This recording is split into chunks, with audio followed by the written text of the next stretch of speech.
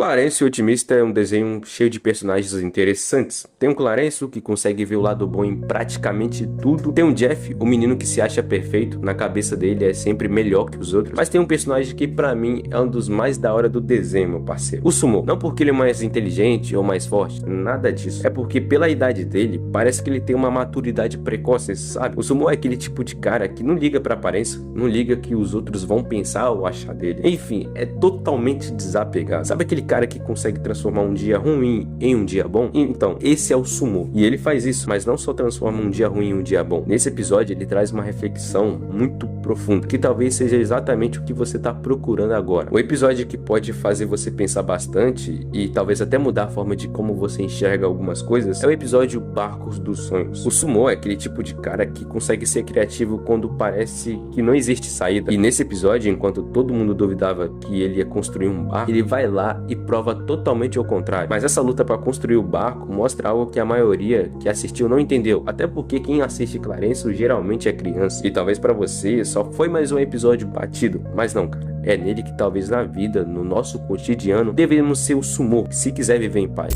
O episódio começa de forma tranquila na sala de detenção com os alunos fazendo um teste. Inclusive o Sumo também está na sala de detenção. O Jin fica contando a sua jornada para os alunos, que só de vez estão bem interessados ali no que ele tá falando, né? E enquanto todo mundo tá ali prestando atenção no que o Jin tá falando, o Sumo responde o teste da folha. Mas dessas perguntas, uma faz o Sumo ficar pensando bastante. O que você quer mais na vida e como você vai fazer para alcançar? Essa pergunta parece que não tá indo diretamente pro Sumo, e sim pra nós que tá assistindo ali o episódio. Aí no momento em que o Sumo fica refletindo, aparece o Clarence meio aleatório e começa a fazer graça subindo na mesa do professor. O professor fica um pouco puto e um pouco não ligando pra nada, como se ele quisesse ir embora. Logo depois que todo mundo vai embora, o Sumo fica sozinho na sala e recebe uma baita bronca do professor, porque no teste ele respondeu praticamente tudo na base da piada, sem ligar muito para as perguntas. Então o Jin entrega outra folha para ele, mas agora com uma condição: responder de verdade, com uma resposta que tivesse um pouquinho mais de emoção. E é justamente esse teste que faz esse episódio se tornar um dos mais da hora de Clarence, cara. Então depois disso a gente conhece um pouco mais da vida do Sumo. Enquanto os amigos dele ali estão brincando, ele fica sentado pensando na resposta do teste, e principalmente naquela pergunta sobre o futuro. Daí, quando ele decide finalmente brincar, o pai dele aparece e diz que ele só vai poder sair depois de limpar o quintal do lixo. E nessa parte dá pra perceber uma coisa muito interessante, cara. O Sumo é o tipo de pessoa que não reclama muito. Geralmente uma criança implora, discute, tenta fugir da tarefa, sabe? Mas o Sumo é diferente. Ele simplesmente aceita e faz. Depois de terminar a tarefa, ele vai jantar e, cara, dá pra ver o quão louca é a família do Sumo. É uma bagunça total e passa até a impressão que o pessoal ali não liga tanto, não dá tanta atenção pros filhos. Durante o jantar, no meio da conversa, o Sumo comenta com o pai que tá construindo um barco. E a reação da família é praticamente a mesma. Uma cara do tipo: tá, ele é só uma criança, sonhar não custa nada. Mas aí, meu parceiro, por mais que ele seja só uma criança, ele tem uma coisa que muitos adultos perderam: acreditar que tudo é possível. E bom, geralmente uma criança só sonha mesmo, mas o Sumo é totalmente fora da curva, cara, porque ele não só acredita, ele faz, ele age, ele passa a noite inteira tentando descobrir como construir um barco, e passa o dia todo também se esforçando ao máximo para concluir o objetivo dele. Olha a determinação do Sumo, cara. Tem até um momento em que o Clarence aparece ali do nada oferecendo ajuda, só que ao invés de ajudar ele acaba atrapalhando, típico de Clarence. E o Sumo fica pistola e manda o Clarence embora rápido. Mas depois ele pede desculpa ao Clarence e ele chama até o Sumo para brincar, mas ele toma a decisão de continuar a construir o barco, pois ele afirma que quer muito concluir aquele objetivo. Nesse ponto da história, o Clarence acha que essa ideia de construir um barco só tá deixando o Sumo meio maluco da cabeça, a ponto de ele chegar a pedir pro Papai Noel para ajudar o Sumo a logo terminar esse barco. Olha que maluquice, meu parceiro. E eu acho que não, porque na minha visão, esse objetivo do Sumo faz ele ficar obcecado, sim, só que no sentido bom, porque ele sente que aquilo vai carregar algum significado. Então ele continua, mesmo no meio da tempestade, até que na hora de bater o martelo, o prego simplesmente entorta. Aí ali o Sumo perde o controle e acaba destruindo o projeto que levou tanto tempo para construir. Quando parecia já era, que não tinha mais volta, do nada aparecem os seus dois melhores amigos, Jeff e Clarence, e ajuda o Sumo a construir o famoso barco dos sonhos. E finalmente, depois de alguns dias, o barco é finalmente construído. E ambos três aproveitam aproveita esse momento e se diverte com um barco feito de colchão. Só que aí não dura muito tempo, logo o barco afunda e é até meio irônico.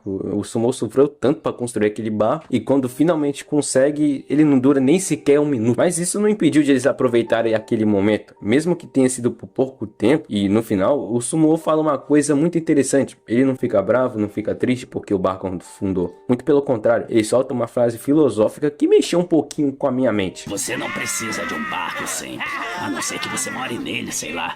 Mas quando você está lá no meio da água, o barco te impede de afundar. Por isso, eu fiz o barco. Eu não tenho muitas coisas só minhas. Às vezes é difícil pra mim. Não é perfeito, mas é o meu barco. E eu amo ele. É tão lindo.